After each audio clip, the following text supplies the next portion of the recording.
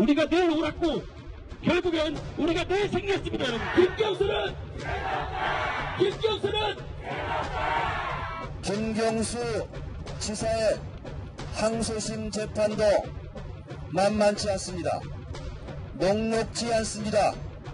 왜냐하면 양승태 키즈들이 핵심 요직들이기 때문에 그러합니다. 자, 보신 것처럼 김경수 지사 구속 후폭풍이 거셉니다. 전문가분들 모시고 관련 얘기 나눠보겠습니다. 김유정 전 국회의원, 김태현 변호사, 조승현 더불어민주당 부대변인, 그리고 최진봉 성공회대 교수님 함께하십니다. 어서 오십시오. 안녕하세요. 자, 먼저 지금 보신 것처럼요, 어제 서초동에 김 지사 지지자들이 굉장히 많이 몰려갔습니다. 그러면서 김 지사의 판결에 관여했던 성창호 부장판사를 비롯해서 좌우배석 판사들까지 하여튼 관여한 판사들은 다 그만두라 이런 식으로 지금 주장을 하고 있어요. 김 의원님 일단 보시고 어떤 생각하셨습니까? 아마 민주당 지지자들로서는 충분히 그럴 수 있는 모습이라고 생각을 합니다. 왜냐하면은 이 김경수 지사의 1심 판결이 난 후에 민주당이 이제 반응을 보면 얼마나 충격적이고 놀랐는가를 아마 알 수 있었을 텐데요. 네. 전혀 이 유죄라고는 생각을 못했던 것 같고요. 네네. 그리고 또 한편으로는 여야 할 것 없이 모두 아마 여기 계신 모든 분들도 마찬가지로 법정 구속까지는 아마 생각을 못했던 것 같아요. 그래서 그만큼 이제 유무죄를 떠나서 그래서 그만큼 그 충격이 더했던 것 같은데 네. 그래서 민주당이 그렇게 그 첫 반응이 상당히 격앙된 반응을 보였고. 사법부 전체와의 전면전에 돌입하는 듯한 그런 모습을 보였기 때문에 네. 그런 점에서는 충분히 저 지지자들의 모습 그리고 이제 어제 보였던 저런 집회의 모습을 통해서 현재 민주당의 이 1심 판결에 대한 마음이 어떠한지를 단적으로 보여준 예라고 생각을 하고요. 네. 이게 이제 하루 이틀 끝날 문제는 아닌 것 같고 아마 항소심 판결이 날 때까지 계속적으로 아마 지속이 될 것처럼 보여지는데 그렇습니다. 그러니까 민주당에서 무죄가 날 거라고 아마 확신하고 있었던 것 같고요. 네. 그리고 김경수 지사 자신도 그렇게 생각했던 것 같기 때문에 너무 뜻밖의 상황이라서 아마 사법부 전체를 전면전도 불사하겠다, 네. 또 적폐 세력이다 이런 얘기까지 나오면서 그런 반응을 보였던 것 그러니까요. 같고요. 네. 그래서 그것은 거기에 대해서 이제 그나마 비판의 목소리가 있고 또 여당이 사법부 전체를 흔들려 하는 사법부의 독립성을 인정하지 않으려는 그런 모습이 잘못된 건 아니냐라는 비판의 목소리가 또 금방 나왔기 때문에 바로 또 이제 태세 전환을 하고 또 한국당으로 이 공격의 포인트를 돌리는 그런 모습을 또 현재는 보이고 있죠. 그래서 그거는 하루 이틀 상관입니다만은 다행이라고 생각을 하고요. 집권 여당으로서는 이 1심 판결에 대해서 얼마든지 2심에서 뒤집을 수도 있는 것이고 또 무죄라고 확신하고 있는 그런 부분이 있기 때문에 얼마든지 또 상황은 달라질 수 있다고 생각합니다. 자, 일단, 그러니까 지금의 모습은 조금 이성을 회복하고 좀 지켜보는 게 맞다 이렇게 생각합니다. 일단 1, 2심 같은 경우에는 사실 가지고 다투는 거잖아요, 김태현 변호사님. 사실 인정심이고 이제 3심 가서 법리가 잘 됐냐 잘못됐냐를 따지는 건데 판결문을 사실 다 읽어봤어요. 궁금하기도 하고 해서 굉장히 두껍더라고요.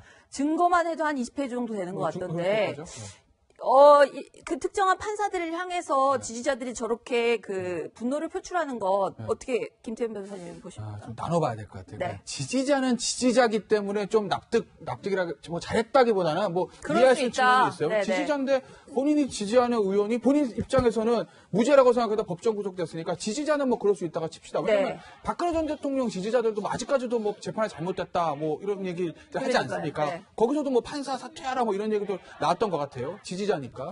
두 번째 김경수 지사 본인입니다.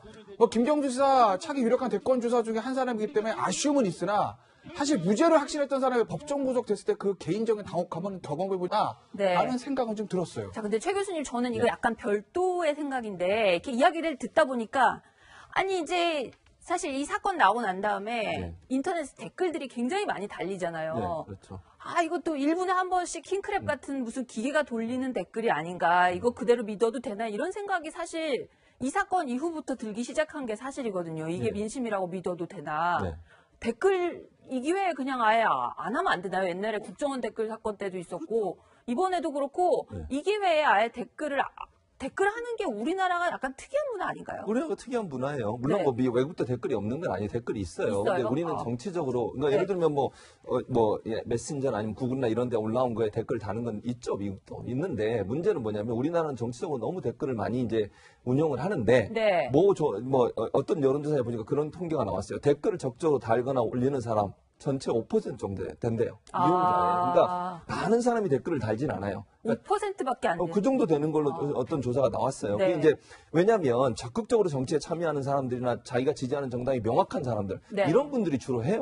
올리는 분들도 보면. 네. 그리고 이번 킹크랩의 시연은 네. 댓글보다는 뭐가 지금 문제가 되고 있냐면 좋아요, 공감 이거 눌러주는 게 문제거든요. 뭐 8만 명 평가하는데 그게 댓글이 아니에요. 네, 댓글에 대해서 공감을 얼마나 눌러줘서 그 댓글이 위로 올라가게 만드느냐. 위로 올라가게. 그러니까 네. 1순위로 네, 그러니까 네, 가장 그렇죠. 공감이 많은 네. 뭐 예를 들면 그게 지금 논란이 되고 있는 거거든요. 그러니까 네. 옛날에 댓글 사건과 약간 차이가 있다는 점을 말씀을 드리고 네. 저는 그래서 지난번에도 이 논란이 되자마자 그런 얘기 있었잖아요. 정치권에서 그러면 포털 사이트들이 댓글 다 없애게 하자. 그리고 댓글도 포털 사이트에 달지 말고 네. 이걸 아웃링크라는 말은 무슨 말이냐면 기사를 클릭하면 네이버 안에 남아있지 않고 원래 기사를 쓴 기사 그 회사로 넘어가는 언론사로 거예요. 넘어가게. 그렇죠. 예를 들면 동아일보에서 기사를 썼어요. 네. 네이버 가서 검색해서 동아일보 검색이 됐어요. 네. 근데 지금도 그 기사를 누르면 네이버 안에 남아있어요. 인링크라고 그러는 이거를. 그렇군요. 네, 그걸 네. 아웃링크하면 동아일보라는 회사의 웹페이지로 넘어가게 돼요. 네. 근데 그걸 네이버가 안 했거든요. 왜냐면 이제 왜냐면 클릭을 많이 하면 광고가 많이 들어오고 그것 때문에 포털 사이트는 이익을 네. 얻기 때문에 아웃링크를 안 하려고 그래요. 아. 웬만하면.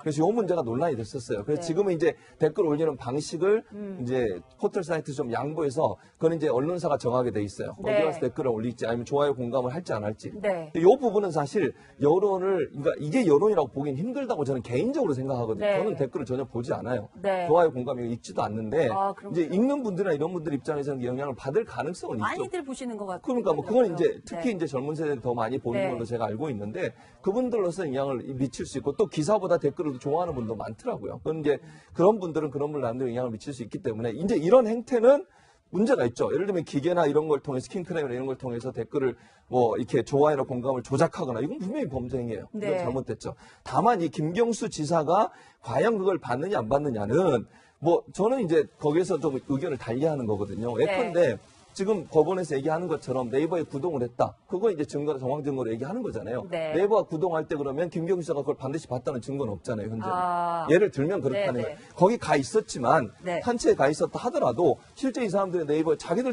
자체적으로 그냥 검증해 볼 수도 있는 거 아니겠어요? 그런 증거가 없다는 점. 예컨대 또 뭐 텔레그램에서 감사합니다 고맙습니다 이 말 한 건 뭐 논란이 되고 있는데 이것도 실제적으로 그러면 킹크랩과 관련된 말인지 아닌지 이런 부분에서 논란이 될 수 있다고 말씀드리는 겁니다. 네. 그래서 이제 굉장히 논란이 되다 보니까 대법원장도 한마디 했고요. 이거는 그 여당이 이 사법부에 대해서 지나치게 흔드는 것이다. 이런 취지로 얘기를 했고. 그리고 문재인 대통령도 올해 신년 초에 사법부 판결에 대해서 정부가 관여하면 안 된다. 이런 얘기를 했었거든요. 한번 그때 얘기를 한번 들어보겠습니다. 상권 분립에 의해서 사법부의 판결에 정부가 관여할 수가 없습니다. 정부는 사법부의 판결에 대해서 존중해야 합니다. 개개의 법관에 대한 공격으로 나아가는 것은 헌법상 보장된 법관 독립의 원칙이나 혹은 법치주의 원리죠. 결코 적절하지 않다고 생각합니다. 그리고 우리나라 헌법이나 법률에 의하면 판결 결과에 불복이 있는 사람은 구체적인 내용을 들어서 불복할 수 있다는 것도 말씀드립니다. 자, 일단 그 조 부대변님께서 저 발언 기회를 신청을 하셨으니까 그 성창호 부장판사 같은 경우에는 과거에 판결 내렸던 것들을 보면 뭐 예를 들어서 박근혜 전 대통령에 대해서는 8년을 선고하기도 하고요. 김기춘, 조윤선 구속을 했을 때는 또 약간 그 민주당 여당 쪽 지지자들은 촛불 판사라고 하면서 굉장히 환영도 했었거든요. 근데 이번에 이중잣대라는 비판이 있는데 그거에 대해서는 어떻게 반박하시겠습니까? 네, 이중잣대라기보다는 이제 그 더불어민주당에서는 지난해부터 사법농단에 대한 그 적폐 판사들에 네. 대한 사법농단에 개입한 판사들에 대한 탄핵을 지난해부터 추진을 해왔고 12월 달에 당론으로 그걸 결정을 했고요. 네. 거기서 더 나아가서 뭐 이제 이 판사 개인을 공격하는 건 저도 옳지 않다고 생각을 합니다. 네. 그렇지만 제가 말씀드리고 싶은 것은 민주당이 지금 법관의 독립과 법치주의, 상권 분립을 흔든다 이런 비판이 많이 있는데 저는 오히려 역설적으로 지금 이러한 사태가 대한민국에서 법관의 독립이 철저하게 이루어져 있고 법치주의가 이루어지고 있다는 그 반증이 아닌가 생각을 합니다. 왜 그러냐면은 박근혜 정부 때 사법농단이 문제가 됐던 건 그거 아닙니까? 박근혜 정부 같았다면 이랬을 거예요, 아마. 민정수석이 대법원장한테 전화를 해가지고 이 재판이 어떻게 돼가고 있냐 체크를 하고 우리한테 유리하게 좀 해달라 이렇게 압력을 넣었던 거잖아요. 그리고 그 민정수석이 대법원장을 소통하고 대법원장이 피고 측의 변호사를 불러다가 대법원장실로 불러다가 재판 전략을 짜주고 이런 게 사법농단의 양승태 사법농단에 드러나고 있는데 제가 말씀드리고 싶은 건 문재인 정부에서는 그런 일이 전혀 이루어지지 않고 있다는 그러니까 저희가 충격적으로 받아들이는 거고 이러한 사태를 봤을 때 법관의 독립이 철저하게 이루어져 있고 법치주의가 이루어져 있다는 걸 역설적으로 드러내는 사건이 아닌가 이렇게 말씀드리고 싶습니다. 네, 김종인 의원님. 네, 그런 상황이라면 민주당이 저런 반응을 보여서는 안 된다라는 게 저의 생각이고요. 이제 사실은 문재인 대통령의 복심이라고 주장하는 여러 그 정치인들이 있지만 진짜 복심은 자타가 김경수 지사로 인정하고 있는 거 아닙니까? 그리고 또 다음번 대선 주자로도 거론됐던 분이기 때문에 그래서 이 1심 판결에 대한 이 충격이 굉장히 크게 다가오기 때문에 민주당의 반응이 굉장히 즉흥적이고 감정적이고 또 정치적 반응을 보이고 있는 게 아닌가 이렇게 생각하는데요. 시간을 거슬러 가면 이 드루킹 사건이 불거지게 된 이유가 뭡니까? 네이버에서 댓글 조작했다는 의심으로 민주당 추미애 대표 시절에 검찰을 고발한 사건에서 비롯이 된 거거든요. 그러니까 그게 그 평창 동계올림픽 때 남북 단일팀에 대한 반응이 굉장히 안 좋았기 때문에 이게 네이버에서 댓글을 조작한 게 아니냐라는 의심을 민주당에서 갖기 시작해서 이 사건이 불거지게 된 것인데 동계올림픽 남북 단일팀에 대한 댓글도 그렇게 여론이 나빠질 수 있다라고 생각했다면 저는 이 대선 즈음의 댓글 조작 사건이야말로 굉장히 엄중하다고 보고 재판부가 이런 판결을 내리는데 일정 부분 그게 작용을 한 게 아닌가 이런 생각을 하거든요. 그래서 민주당에서 드루킹의 진술 번복이나 여러 가지 그 짜맞추기나 문제가 있다라고 얘기를 하면서 2심에 열심히 진실을 밝히겠다라고 했으면은 더할 나위 없이 좋았겠습니다만 그렇죠. 그런데 이제 그렇게 하지 못한 거에 대한 민주당의 즉각적인 또 반성도 있는 것 같아요. 그래서 지금 이런 태도를 보이고 있는 거죠. 태세죠 전환했고. 그래서 그 성창호 판사에 대해서 뭐 양승태 키즈니 이런 말 하고 있는데 그 법원 내부의 판사들의 이런 이야기가 있더라고요. 양승태 키즈라는 건 말이 안 된다.